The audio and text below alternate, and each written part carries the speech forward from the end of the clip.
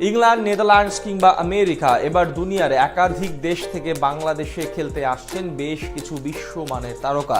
এর মাঝে থাকবেন রেনান সুলিভান, সাথে আসবে কয়েকজন ওয়ার্ল্ড ক্লাস নাম্বার 9। শীঘ্রই দেশের ফুটবলে আসছে বড় পালাবদল।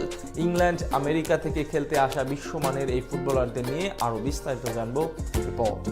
ধীরে ধীরে ফিরতে শুরু করেছে দেশের ফুটবলের হারানো ঐতিহ্য। প্রবাসী ফুটবলারদের আগমন নতুন স্বপ্নের জাল বুনতে শুরু করেছে 18 কোটি ভক্ত সমর্থকদের। তারই ধারাবাহিকতায় এবার আসতে যাচ্ছে আরো বড় চমক। ইংল্যান্ড, অস্ট্রেলিয়া কিংবা আমেরিকা ও নেদারল্যান্ড সহ দুনিয়ার একাধিক দেশ থেকে আসছে বেশ কিছু বিশ্বমানের তারকা ফুটবলার। সাথে নাম্বার 9 সমস্যা সমাধানে এবার নতুন উদ্যোগ নিতে যাচ্ছে বাফুফে।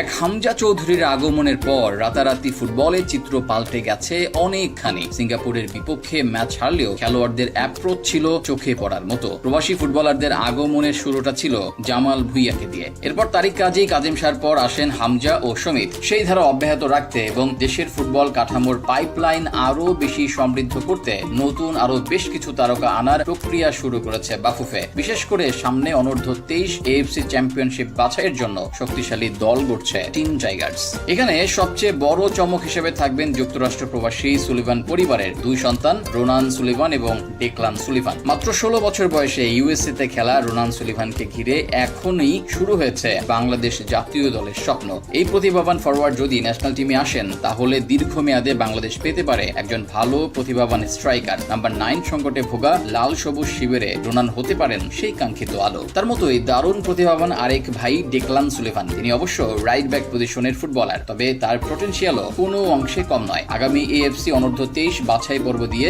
বাংলাদেশের যাত্রা শুরু করতে পারেন তারা। তাদের সাথে আসছেন নিলয় ভ্যান্ডার প্লুক। মিডফিল্ডে তার পজিশন সেন্স, বল ডিস্ট্রিবিউশন এবং গেম রিডিং এমন পর্যায়ে যা বাংলাদেশের প্রেক্ষাপটে এখনো বিরল। তার এজেন্টের সঙ্গে ইতিমধ্যে আলোচনা শুরু করেছে বাফুফে। নেদারল্যান্ডস প্রবাসী এই তারকা এলে হামজা সমিতদের সঙ্গে নতুন এক বিশ্বমানের মিডফিল্ডার পাবে বাংলাদেশ। এদিকে হামজার বন্ধু জায়ান হাকিমও নিজের ইতিবাচক মনোভাব প্রকাশ করেছেন। ইংলিশ 8ম স্তরের ক্লাবে খেলা এই স্ট্রাইকারকে অবশ্য ভাবা হচ্ছে বাংলাদেশের পরবর্তী নাম্বার 9 এর উজ্জ্বল ভবিষ্যৎ হিসেবে। এরই মাঝে তার সঙ্গে আলাপ সেরে পাসপোর্ট তৈরির কাজ শুরু করেছে ফুটবল ফেডারেশন। এছাড়া ব্রিটেন থেকে AFC অনূর্ধ্ব 23 বাছাই পর্বের জন্য আসছেন তানিল শালিক। তানিল মূলত একজন রাইট উইঙ্গার ও অ্যাটাকিং মিডফিল্ডার। দলের প্রয়োজনে লেফট উইংয়েও সুইচ করতে